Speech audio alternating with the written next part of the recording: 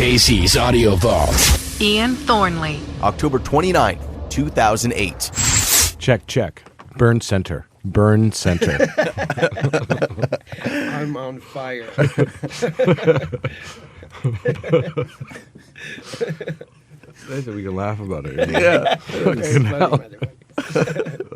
Well, we might as well launch right into it because Thornley's back, and I've already burnt you with coffee. Go ahead. Yeah, well, that was tremendous.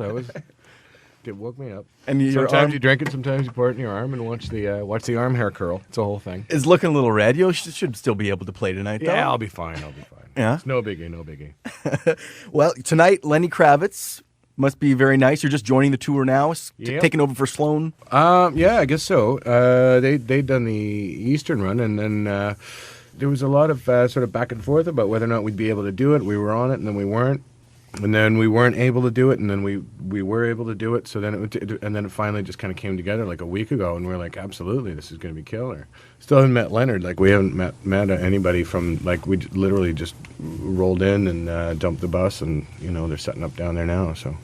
Well, there's a question that everyone wants me to ask is when we're going to get new Thornley music. The record's done. There's just a few things that are being sort of batted around as far as mixes and sort of the logistics of getting the record out.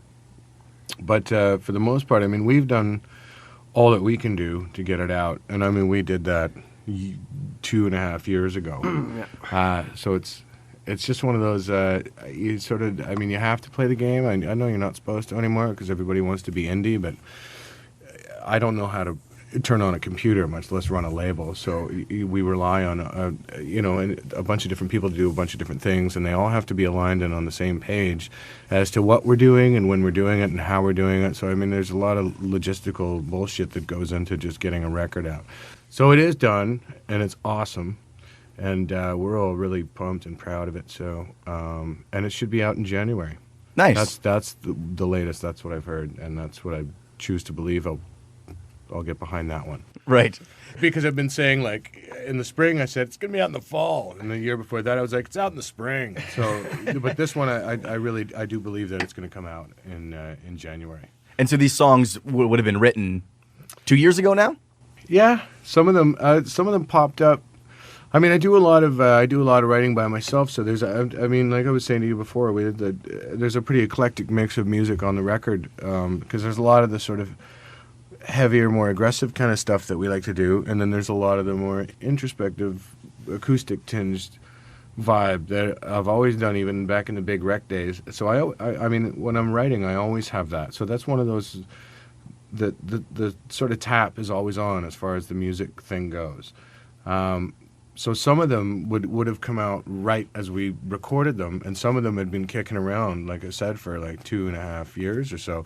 And there's even some ideas that were kicking around way back before that. As any songwriter will tell you, like, some songs don't write themselves for 10 years, and some of them do it in 10 seconds, And you've got you got a big name producer, you got some guys behind the kit that are kind of cool. Who have you got on this new one? Do you have a name for it?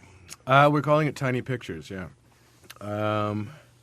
Yeah, we got Nick Raskulinix of the Foo Fighters fame. He's got all his Grammys and the whole bit. He flew up to Toronto for a meeting first, where we just sort of, beat our heads together and just sort of, feel each other out and see if we can get on as mates first and as buds, and, can we make this work, and then talk about music, and then, and just everywhere down the line, we just really, really hit it off. He's an incredibly musical guy and a vibe first kind of guy, which is something that I'm sort of religious about. When the words like formula and like the words that I would think are usually bad words when it comes to music and producing music and making music, recording music, playing music, the things like that are usually bad words. But if you can sneak them in a nice and sort of organic way, you can make a pretty beautiful record, and I think that's what we did, because he's just he pulls the best performance out of whoever he's working with, and he's a very open sort of all the vocals were sang like the way we're sitting here now, like in the room. I was never out in the live room in the booth, the vocal booth with the headphones, and you know, I was not a Backstreet Boy. I was like I was sitting there and like looking at him, and he would look at me if I nailed something, he'd be like, okay, go there. And it was just the interaction. It just sped up the process. It was a delightful experience. On the drums, you're playing a few tracks before, just for me, and it just sounds incredible. Yeah, there's some players on there. We had Danny Adair from Nickelback, who we've known for years.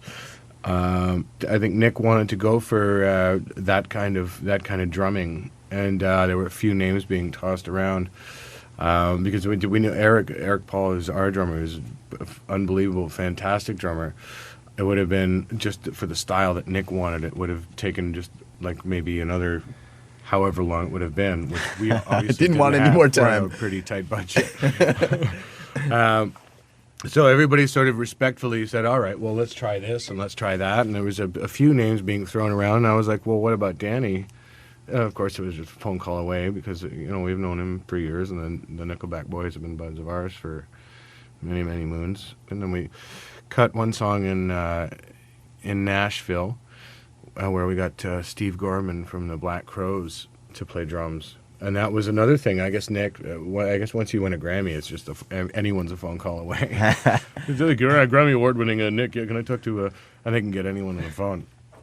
So yeah, but he was free and he came down and just it's sometimes it's really great to hear your stuff in a different light, as it were, with somebody sort of bringing their juice to it and they're bringing their perspective to it, and there's sort of a fresh take on the way that you've been hearing it in your head for a while before that. Pretty psyched about being able to play with different people and have fun like that. I guess New Thornley, we're thinking January, maybe a single before Christmas. We'll see how that pans out.